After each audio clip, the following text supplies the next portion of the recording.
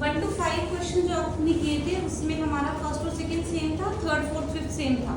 ठीक है, third fourth fifth में क्या दिया हुआ है कि कोई भी एक ट्रिग्नोमेट्रिक रेशियो गिवन होती है और आपसे उसको बाकी की ट्रिग्नोमेट्रिक रेशियोज कोई भी पूछ लेंगे, वो आपको फाइंड आउट करनी है। ठीक है, अब इस क्वेश्चन में क्या है कि एक ट्रिग्नोमेट्रिक रेशियो गिवन है और आपको कोई पर्टिकुलर रिजल्ट उसके ऊपर बेस्ड है, वो आपको फाइंड आउट करना है या कुछ भी प्रूव करना है। तो वो तो वही गया ना सेम कि आपको कोट थीटा पता है, अब आपको जो भी फाइंड आउट करना है उसमें जो भी आपको चाहिए, जैसे साइन थीटा चाहिए, कोस थीटा चाहिए, उनको फाइंड आउट कर लो, उनकी वैल्यू पुट कर दो, वो आपके पास अपने आप आ जाएंगे। ठीक है, तो फर्स्ट ऑफ ऑल आपके पास कोट थीटा अगर है तो हमने कैसे स्टार्ट किया था कि कॉट थीटा जो है, आप यहाँ पे सॉल्यूशन स्टार्ट करते हैं। कॉट थीटा है हमारा 7/8 और कॉट थीटा क्या होता है अगर हमको पंडित बद्री प्रसाद b/p ये b/p के इक्वल होता है। तो आप यहाँ पे लिखोगे let base is equal to 7x and perpendicular is equal to 8x, x लेके लगाना है हमेशा। ठीक है, उसके बाद आप पाइथागोरस थ्योरम लगाओगे, x² is equal to b² plus p² using Pythagoras. ठीक है, तो x² will be equals to 7x² plus 8x², this is equal to 49x², this is 64x², how much is this 113x²। ठीक है, तो h की value हो गई square root of 113x²। अब 113 तो प्राइम नंबर है तो 113 तो ऐसे ही रहेगा स्क्वायर रूट में, लेकिन x² जो है वो बाहर आ जाएगा, दिस इज x।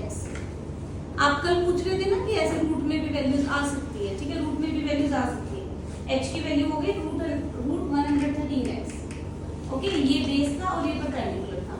अब आपको जो इवैल्यूएट करना है उसमें आपको साइन थीटा कॉस थीटा की रिक्वायरमेंट है, तो हम साइन थीटा कॉस थीटा निकाल लेते हैं। पहले साइन थीटा क्या होता है आपका p/h perpendicular upon hypotenuse. Perpendicular is 8x and hypotenuse is root 113x, x cancel out हो गया, 8 अपॉन स्क्वायर रूट 113।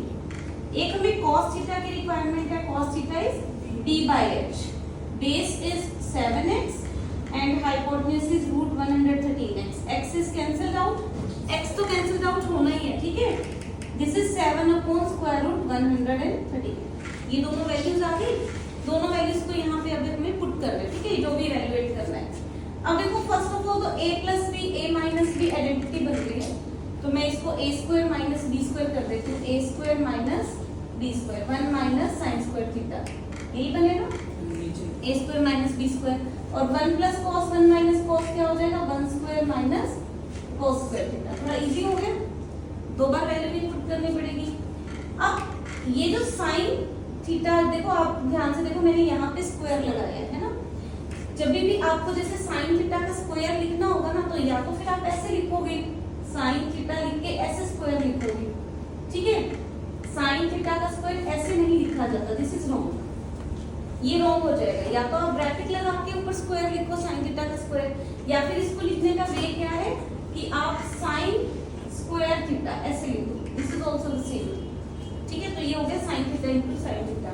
तो ये ध्यान देखना, 1 plus sine 1 minus sine a² minus b², तो 1 का स्क्वायर 1 और साइन थीटा का स्क्वायर ऐसे लिखोगे साइन स्क्वायर थीटा, ऐसे ही 1 माइनस cos स्क्वायर थीटा। अब साइन थीटा की वैल्यू है 8/स्क्वायर रूट 113, 8/स्क्वायर रूट 113 वैल्यू पुट की, और क्योंकि स्क्वायर है तो square. Okay, same way cos square theta यानी कि 7/स्क्वायर रूट 113 और उसका भी स्क्वायर। ओके, स्क्वायर ओपन कर लेते हैं, 1 माइनस 64/113 और ये हो गया 1 माइनस 49/113। एलसीएम लेके सब्ट्रैक्ट करोगे, उसके बाद सॉल्व होगा। ठीक है, ऊपर भी 113 एलसीएम, तो 113 माइनस 64, डिनोमिनेटर में भी 113 एलसीएम, 113 माइनस 49, सेम एलसीएम में कट हो जाएगा, 113 माइनस 64 आएगा 49 और ये सब्ट्रैक्ट करोगे तो आएगा 64। This is the answer of the first part, ये फर्स्ट पार्ट आ गया आपका 49/64। ठीक है, अब सेकंड पार्ट करना है। सेकंड पार्ट है coat square theta. Cot theta तो हमारे पास ऑलरेडी था, हमें गिवन था 7/8। कोट स्क्वायर थीटा का मतलब जो वैल्यू है उसी का बस स्क्वायर करना है, क्यूब लगा होता तो क्यूब कर देते। ठीक है, तो आपने सिर्फ कोट स्क्वायर थीटा का मतलब है जो भी कोट थीटा की वैल्यू है उसी का स्क्वायर करना है।